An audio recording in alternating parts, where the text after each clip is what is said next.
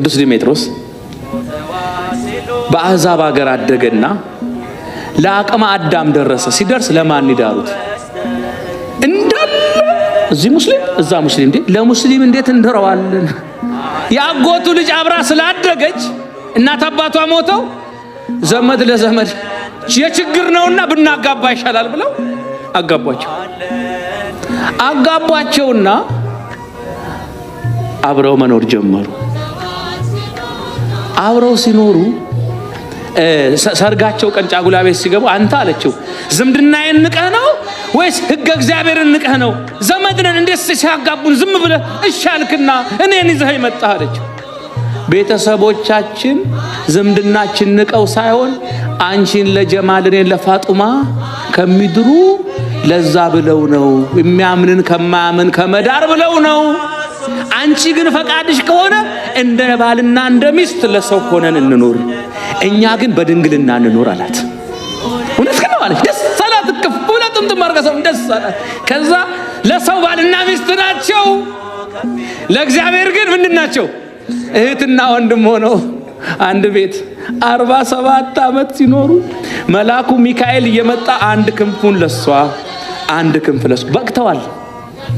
በጣም ምን አይነት ለእግዚአብሔርና ለህሊና መኖር፣ ዓለም ባልተረዳው መንገድ መኖር። ይሄ ጸጋን ያበዛል፣ ይሄ ክብርን ያበዛል። በዚህ ውስጥ ሲኖሩ የማርቆስ 16ኛ መንበር ላይ የተቀመጠ ዩሊያኖስ ወይም ዩሊዮስ የሚባለው ጳጳሳቸው ታመመ።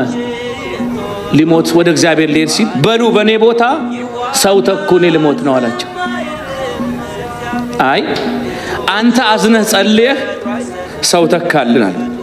አዝኖ ጸልዮ ወደ እግዚአብሔር ካለቀሰ በኋላ ማን ይሁን በኔ ቦታ ይሄን ህዝብ የሚመራ አስተዳዳሪ አባት አለና ሲጸልይ መልአኩ ሚካኤል ያልበሰለ 2 የወይን ዘለላ ይዞ የሚመጣ እሱ በአንተ ቦታ ይነግሳል፣ በአንተ ቦታ ይሆናል።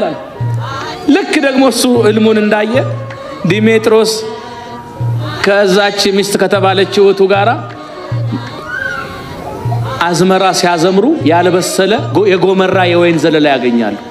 ይሄንማ እኛ አንበላውም፣ አባታችን ጋር ወስደን ቡራኬ እናገኝበታለን ብለው ይዘው መጡ።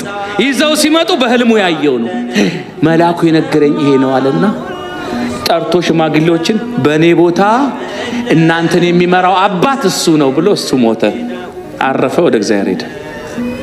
ተሰብስበው ሄዱና ወንበር ያለ አባት ላይ አድርም ንገስብን እባክህ አባት ሆነ ምራን አሉት። እንዴ እኔ ባለ ህግ ባለ ትዳር ነኝ፣ ወንበሩ ደግሞ የሚጠይቀው ለአገልግሎት የሚፋጠን እዛም የሚሄድ እኔ ሚስቴን ላስደስት ከሷ ጋር እሷ የምትለኝን እያረኩ ነው የምኖረው።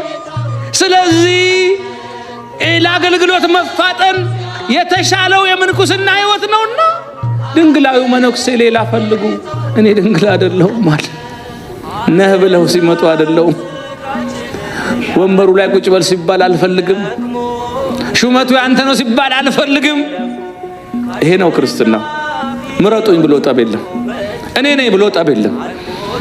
በግድ ተለምነው እምቢ ለመኑና ኑዛዜ ነው አባታችን ተናዟል ብለው አመጡና ወንበሩ ላይ ያስቀመጡት።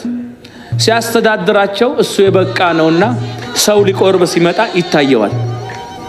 አንተ ይቀርሃል፣ ይሄን ኃጢአት አልተናዘዝክም፣ ንስሐ በደንብ ግባ፣ አንቺ ቁረቢ፣ አንቺ ተመለሽ፣ አንተ እያለ ይታየዋል እሱ።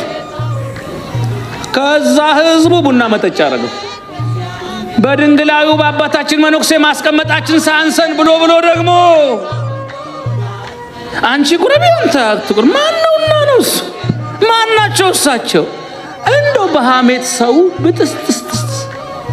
ኋላ መልአኩ መጣና ህዝቡ በማያውቀው ጉዳይ በሐሜት እየተጎዳ ስለሆነ ራስህን ግለጥ አለው።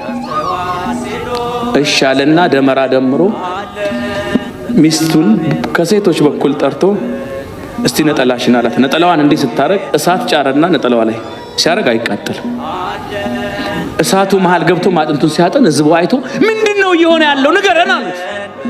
እኔ ሾምበት ከብርበት ብዬ አይደለም፣ መልአኩ ግን ህዝቡ በሐሜት ከሚጎዳ ራስህን ግለጥ ብሎኝ ነው። እኔና እሷ ባልና ሚስት ብንመስልም ባልና ሚስት አይደለንም። በድንግልና የኖርነው እህትና ወንድም ነን።